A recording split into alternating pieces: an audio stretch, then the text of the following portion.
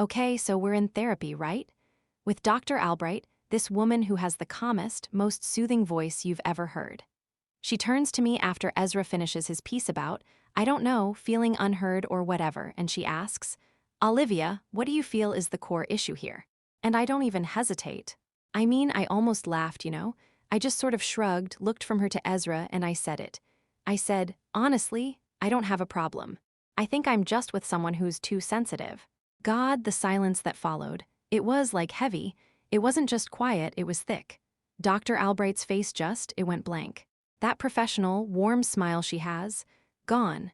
She just started looking at me, not like a client, but like I was a specimen in a jar, a case study. And Ezra, he didn't yell. He didn't even flinch. He just looked at me. It was this long, slow look, and there was no anger in his eyes. It was worse. It was finality. Like he was seeing me for the very first time and didn't like what he saw. And the sickest part? For a split second, I loved it. I loved the power. I had just dropped a bomb and made the whole world stop. How messed up is that? The session, obviously, ended early. Dr. Albright, for the first time since we'd met her, looked completely thrown. She cleared her throat, shuffled some papers that didn't need shuffling, and said something like, I think this might be a good place to pause for today, to give each other some space to process. It was the most polite way of saying, get this ticking time bomb out of my office before she does more damage. The drive home was maybe the longest 10 minutes of my entire life. The silence in the car was even worse than in her office. It was so loud it was ringing in my ears, you know? I kept replaying my words, and at first I was just angry. What's his deal? It was a comment. People say things in therapy. That's the whole point, right? To be honest, I kept glancing over at him, but he was just staring straight ahead at the traffic, his jaw so tight I thought it might crack. His whole body was a single, rigid line of tension. So I tried to, poke the bear, right? To get any reaction because his silence was starting to feel like a weapon. I gave this little, stupid laugh and said, okay, well, I guess my speech wasn't a huge hit today, huh? Nothing, he didn't even turn his head. His knuckles were just white on the steering wheel. We got back to the apartment, and the second the door clicked shut behind us, the atmosphere shifted. It felt wrong. He walked straight into our bedroom, not with anger, but with a weird sense of purpose. I was about to say something, probably something else stupid and defensive like, are you just going to ignore me now? But he went to the closet, reached into the very back behind his winter coats, and pulled out a black duffel bag. A bag I'd never even seen before. My stomach just plummeted to the floor. He laid it on the bed and started opening drawers. Socks, underwear, t-shirts. All with this calm, methodical precision. No anger, no throwing things. He moved like a surgeon, efficient and detached. It was terrifying. He picked up the worn-out Neil Gaiman paperback from his nightstand, but left the expensive watch I'd bought him for his birthday sitting right there. Ezra, what are you doing? My voice sounded thin and high. I followed him from the dresser to the closet. Seriously, this is insane. Are you even listening to me? Where are you going? He finally stopped and looked at me, his hands full of shirts. The look wasn't cold, it was just empty. I heard you, Olivia, he said, his voice completely level, devoid of any emotion. Back there, in front of a total stranger, I finally heard what you really think of me. That's enough. He zipped up the bag, walked past me without another word, and left. The click of the front door locking echoed in the silent apartment. I stood there for a minute, just stunned. Then the anger hit me again. Fine, be dramatic. I grabbed my phone to call him, to scream at him, to say something. The call didn't go through, just a weird, final-sounding beep. I opened WhatsApp to send a furious text. This is childish, Ezra. One single gray tick. My message just hanging there unread. My heart started pounding. I sent another. Still a single tick. I went to his Instagram profile. It was there for a split second, his smiling face, and then poof. User not found. He hadn't just left. He had erased me. In less than 30 minutes, he had performed a clean, surgical removal of himself from my life. Every door, every window slammed shut. Honestly, for the first 24, maybe even 48 hours, I wasn't even sad. I was just pissed. Royally, incandescently pissed. I paced the apartment, the sound of my own footsteps on the hardwood floors feeling alien and loud. For one sentence, one honest-to-God sentence, I yelled at the empty space where his favorite armchair used to be. He's going to throw away 3 years for that?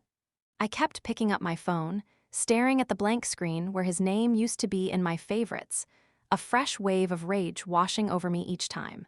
It just felt so disproportionate, so over the top. My mind kept replaying the scene in Dr. Albright's office, but through my own filter. All I'd done was state a fact. He is sensitive. He cries during those sappy ASPCA commercials. He gets overwhelmed in big crowds and has to go sit in the car. He feels things so deeply it's like exhausting to even watch sometimes. I was just being direct.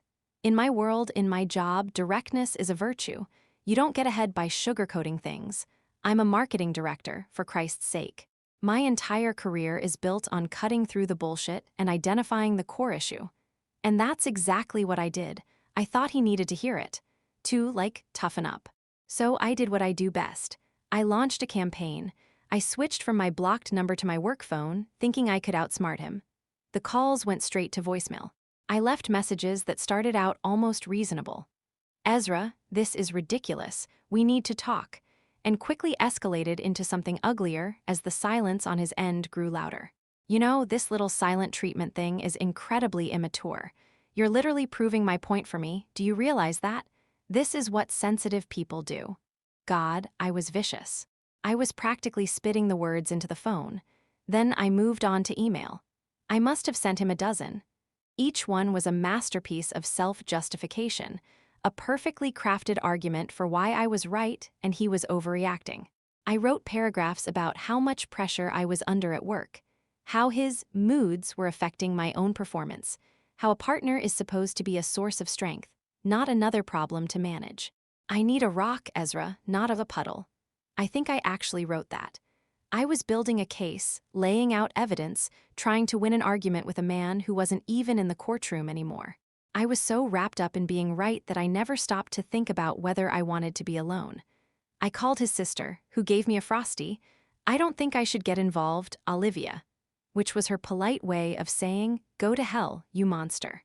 I complained to my own friends, of course, framing the story perfectly. I was the rational one, the strong one, dealing with an emotionally volatile partner who finally cracked under the pressure of me, I guess. He's just not built for the real world, I said to one of them over drinks, swirling my wine, feeling powerful and tragic all at once. He can't handle a little constructive criticism. They all nodded, telling me I deserved better, that I needed an equal. And I soaked it all up. I was convinced he was just having a tantrum, a really big, really dramatic one. I gave him 48 hours, tops. He'd realize how cold it was out there without me, he'd miss the apartment, he'd miss me. He'd come crawling back, full of apologies, and I'd be magnanimous and forgiving. I was sure of it. I had to be, because the alternative, the idea that his silence wasn't a tactic, but a conclusion that was too terrifying to even consider. A few more days of that deafening silence went by, and the anger started to curdle into something else. Something that felt a lot like panic. I was running out of ways to justify his absence, so I called Jessica. She's one of our few truly mutual friends, someone who knew us both before we were even a us. I figured she was my best shot. She'd be neutral. She'd see my side. We met at that little coffee shop we all used to go to, the one with the uncomfortable wooden chairs. I launched right into my performance, ordering a black coffee I didn't even want, just to seem serious and stressed. I gave her the whole story, the curated version, of course. I painted a picture of a relationship under strain, of my valiant efforts to hold it together, and of Ezra's final, baffling overreaction in therapy. I just said he was sensitive, Jess. That was it, I concluded, leaning forward, expecting a nod of agreement, a sympathetic sigh. And he just imploded. Packed a bag and vanished. Isn't that insane? Jessica didn't respond right away. She just stirred her latte, making these slow, deliberate circles in the foam. The silence stretched on for a beat too long. Finally, she put her spoon down, looked up, and met my eyes. Her expression wasn't angry. It was worse. It was pitying. Liv, she said, her voice soft but firm. Do you really think the problem was that you called him sensitive? I blinked. Yeah, that's what happened. She shook her head slowly. No, you didn't just call him sensitive. You did it in front of a professional, an authority figure you were both supposed to trust. You completely dismissed everything he had just said, everything he was feeling, and you summed him up with a single, dismissive label. You basically told him, your feelings are not valid. They are a symptom of a flaw in your character. I started to protest. That's not what I meant. It doesn't matter what you meant. She cut me off, and Jess never cuts people off. It matters what you did. You didn't go to that therapy session to work on us. You went there to win. You wanted the therapist to validate you, to tell you that you were the strong one and he was the broken one. You used that room not as a hospital, but as a courtroom, and you publicly shamed him. She took a sip of her latte. You know Ezra, he's the kindest, most gentle soul I've ever met. But the one thing he absolutely cannot tolerate is cruelty. And what you did, Liv, it was cruel. You took the very thing that makes him so wonderful, his empathy, his softness, and you twisted it into a weapon to use against him. Of course he left. You gave him no other choice. Every word was a punch to the gut. I just sat there, my own coffee growing cold, the loud, confident narrative I had built for myself completely crumbling into dust. For the first time, a sliver of genuine, chilling horror crept in. What had I done? I came back to the apartment, and Jessica's words were just ringing in my ears. It was cruel. It was cruel. It was cruel. The place felt huge and hostile now. Every empty space seemed to scream his absence. His favorite mug was still by the sink. His worn-out running shoes were still by the door. It was like living in a museum of a life that had abruptly ended. I couldn't sit still. I wandered aimlessly, tidying things that were already tidy, just needing to do something with my hands. That's when I ended up in the small spare room he used as his study. It was more of a nook, really, just big enough for a desk and a bookshelf. He was a children's librarian, so the shelves were crammed with colorful picture books and worn-out fantasy novels. I ran my hand along the spines, a lump forming in my throat. On his desk, under a stack of library forms, was a plain black moleskin notebook. He was always scribbling in it, but he was weirdly private about it. Just thoughts, he'd say if I asked. I had always respected that. But now I didn't care about respect. I needed an answer. I needed to understand. My hands were shaking as I opened it. I was expecting a diary, maybe angry entries about me, pages full of resentment. But it wasn't that at all. The first page had a title, written in his neat, careful handwriting, Project Happiness. I flipped the page. It was a list, a long, detailed list. 1. That weird Swedish licorice Liv mentioned she liked from that one trip. Found it online. Ordered. 2. Plan a surprise weekend trip to the coast. Find a hotel with a big bathtub because she loves baths after a long week. Look into places near Cannon Beach. 3. Figure out how to fix the wobbly leg on the antique nightstand she bought. YouTube tutorial, ask Dad. 4. Master that pasta recipe from the Italian restaurant she loves. Note, needs San Marzano tomatoes, not regular ones. Page after page, it was all like that. 100 tiny things I'd mentioned in passing, complaints I'd made, wishes I'd idly expressed, all meticulously recorded and tracked. He had notes in the margins, updates, check marks next to the ones he'd completed. I sank into his desk chair, the cheap leather creaking under my weight. I kept turning the pages, a sick feeling growing in my stomach. Near the end, I found a different kind of entry. It was a sketch, a clumsy but earnest drawing of a house. It had a little garden and a big porch swing. And next to the room marked study, he had written a note with an arrow pointing to a huge, sun-drenched window. Biggest window for Liv, she needs the light. That was the one that broke me. That single, simple sentence. This man, this too sensitive man, had been quietly, diligently building a world around my happiness, architecting a future around my light, while I was busy in my own head, chalking up his quiet acts of service as I don't even know what. Weakness, I closed the notebook and just held it to my chest. The evidence was irrefutable. It wasn't a diary of his feelings, it was a logbook of his love. And I had taken that love, that gentle, patient, note-taking love, and I had publicly, cruelly called it a flaw. I finally started to cry, not the angry, frustrated tears from before, but these horrible, silent, gut-wrenching sobs that felt like they were being torn out of me. It's been a month now. The apartment is still quiet, but it's a louder kind of quiet. A screaming quiet. I've packed up most of his things into boxes, the worn-out band t-shirts, the ridiculously large collection of mugs, the books he'd read a dozen times, and pushed them into the study. I can't bring myself to get rid of them, but I can't stand looking at them either. The notebook is in the top drawer of my nightstand. I don't open it anymore, but I know it's there. It feels like a little black box containing the flight data of our crash.